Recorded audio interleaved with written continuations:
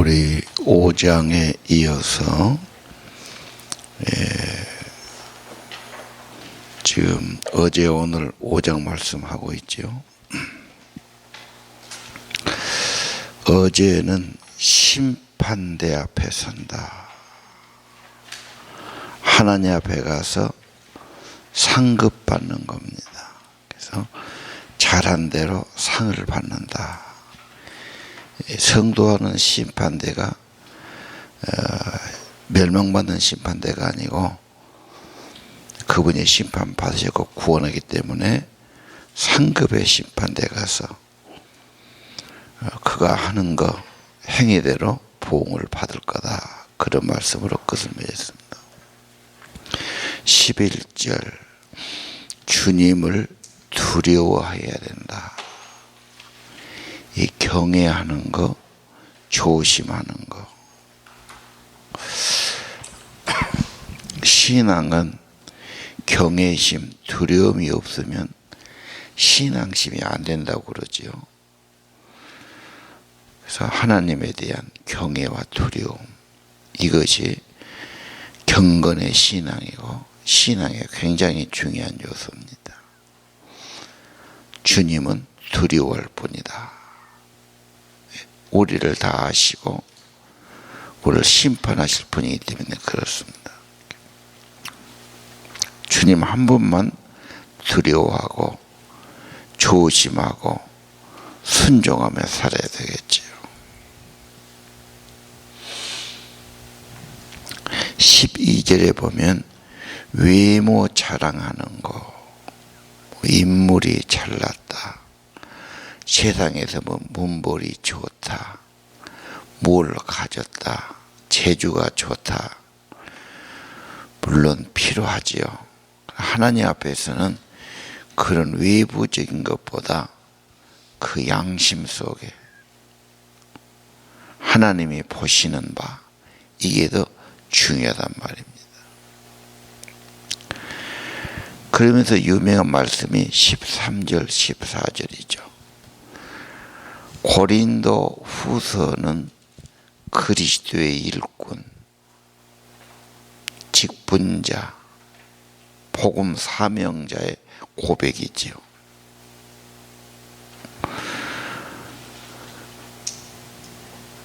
우리가 왜 주님을 위해 살아야 합니까? 복음을 전해야 됩니까?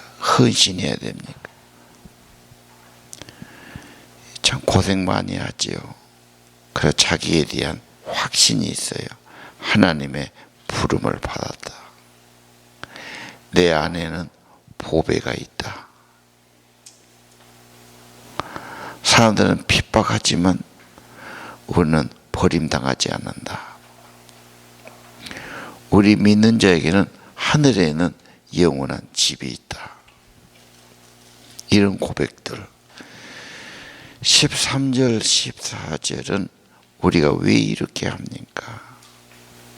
정신이 없는 것처럼 세상에서 보면은 달라요. 제정신이 아닌 것 같아요. 왜 우리가 이렇게 살아갑니까? 14절 그리스도의 사랑의 강권이죠. 예수님의 사랑이 나를 붙들고 있어요. 그 사랑에 지금 미쳐 있어요. 붙들려 있어요. 그래서 정신이 없고 살든지 죽든지 그리스도를 존귀케 하려고 이 일을 쓰지요. 우리 신앙생활에 보면은 이해를 못하지요. 못한데 거기다가 정성을 들이냐? 네 할 일도 많이 있지 않느냐? 이해를 못하지요. 뭐하러 그렇게 하느냐?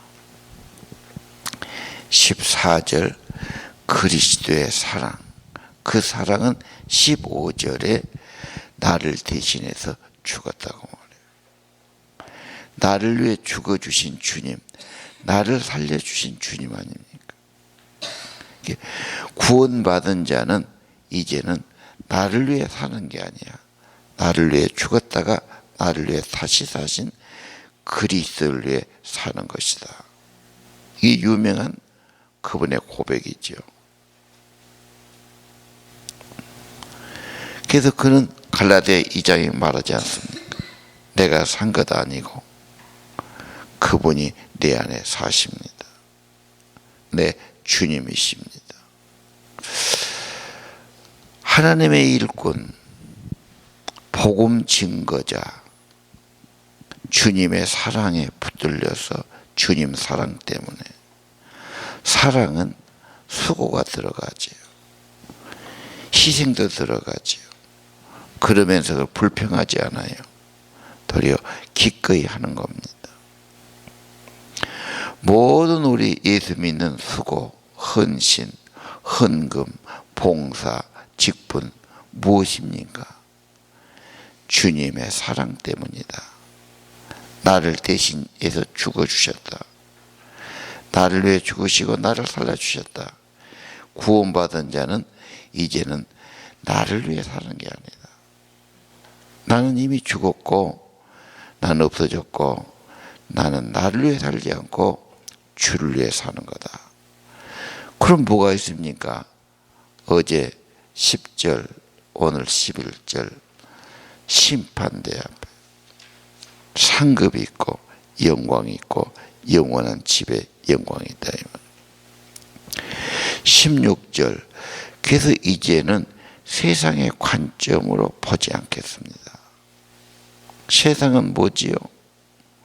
뭘 가졌냐, 뭐가 있느냐, 세상의 뉴스, 뭐 세상 소리죠. 그 유명한 말이 17절이죠. 그리스도 안에서는 새로운 피조물이다. 새로운 사람이 되었다. 하나님의 영이 임하고 예수가 내 구주로 와 계신다.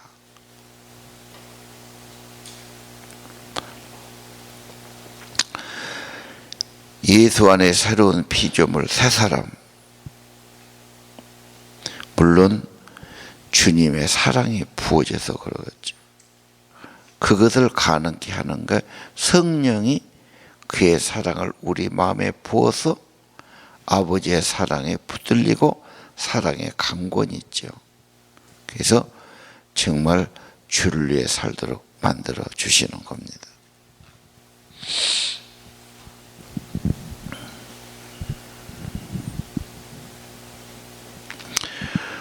오늘 고린도서 후서 5장 본문, 우리 그리스도의 삶은 뭐냐? 주님의 일꾼들이다.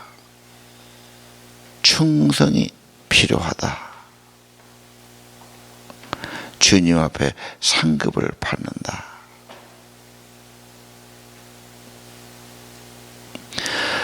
사람의 칭찬, 세상의 인정에 급급할 것 없다. 세상은 몰라주고 오해할 겁니다. 제정신이냐 미쳤냐 그럴 겁니다.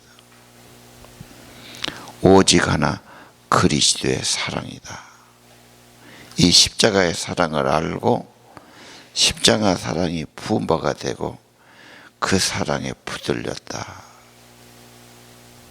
이 해답입니다. 그래서 언제나 주님의 사랑이 내 안에, 이 사랑이 없으면 시들해집니다. 부담스럽습니다. 손해라고 생각합니다. 내가 왜 그러냐고 생각하죠. 사랑한다면 달라집니다. 그리스도의 사랑 다시 한번 우리 안에 가득하고 불붙기를 원합니다. 그리스도의 사랑이 있는 자는 나를 위해 살지 않고 나를 위해 죽으신 나의 구주 예수를 위해 죽고 이제 예수와 함께 사는 거다. 세상 관점, 사랑 관점, 그런데 너무 급급하지 않다. 새로운 피조물은 그런 사람이다. 주인도 바꿔졌고 관점도 바꿔졌고 기쁨도 바꿔졌죠. 주님이 나의 기쁨이고 가까이 하는 것이 기쁨이고 뵙고 싶고 헌신하고 싶고 사랑하고 싶고, 그의 죽으심은 나를 대신해서, 내 죄를 대신해서 그가 나를 구속하게 죽어주신 겁니다. 그래서 15절, 이제는 목적이 달라졌어요. 주님을 위해 사는 겁니다. 내 너를 위해 몸버려 피 흘려 다 주었는데 너 무엇 주느냐. 그 찬송 있지요. 예수님은 내게 피도 주고 생명 주고 다 주었다. 너 나 위해 무엇 하느냐.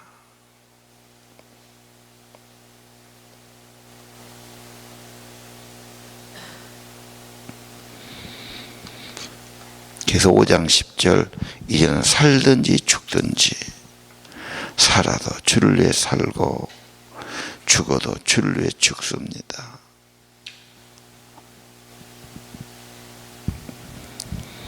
자, 새로운 피조물은 새로운 관점으로 본다. 하늘나라를 바라본다. 부활하신 주님을 바라본다. 십자가에서 구속하신 주님을 바라본다. 또 하나가 있습니다. 18절 이하, 화목케 하는 직분이다. 고린도후서는 하나님의 일꾼, 복음의 사람, 복음의 직분자. 네, 오늘 그것을 여기는 화목의 직분이다. 하나님과 갈등이 있고 적대시하고 배신하고 안 되지요. 근본 하나님과 화목해라. 이 하나님은 19절, 그리스도 안에서 화목했다. 그리스도 때문에 죄를 묻고 따지지 않는다. 그리스도가 희생하시고 대속하신 겁니다. 십자가의 구속을 통해서 세상은 하나님과 화목케 하신 겁니다. 그리고 이 구원을 받는 자는 화목케 하는 말씀을 맡겨주셨어요. 그래서 하나님의 일꾼들이죠. 복음의 직분자들이죠. 그 말씀을 20절에는 대사로 표현했네요. 그리스도를 대신하는 사람들, 그리스도를 대신해서 권고하십시오. 하나님과 화목케 하라고요. 그 화목의 메시지는 21절, 죄를 알지도 못하고 죄도 없는 그리스도가 우리 죄를 위해서 대신 희생하시고 죽으신 겁니다. 그 그리스도 때문에 하나님의 의가, 의롭담을 얻는 길이 열린 겁니다. 죄인이 의를 얻게 되신 겁니다. 이 대사는 철저히 하나님의 사람입니다. 대리인입니다. 그리고 그 나라에 가서 그 나라를 선포하고 그 나라를 위해서 발언하고 그 나라를 보여주는 사람들입니다. 이것이 우리 전도자들의 삶이고 직분자들의 삶이다. 화목케 하는 직책, 화목을 알게 하는 직분들, 그리스도를 대신해서 하나님과 화목케 하는 직분들입니다.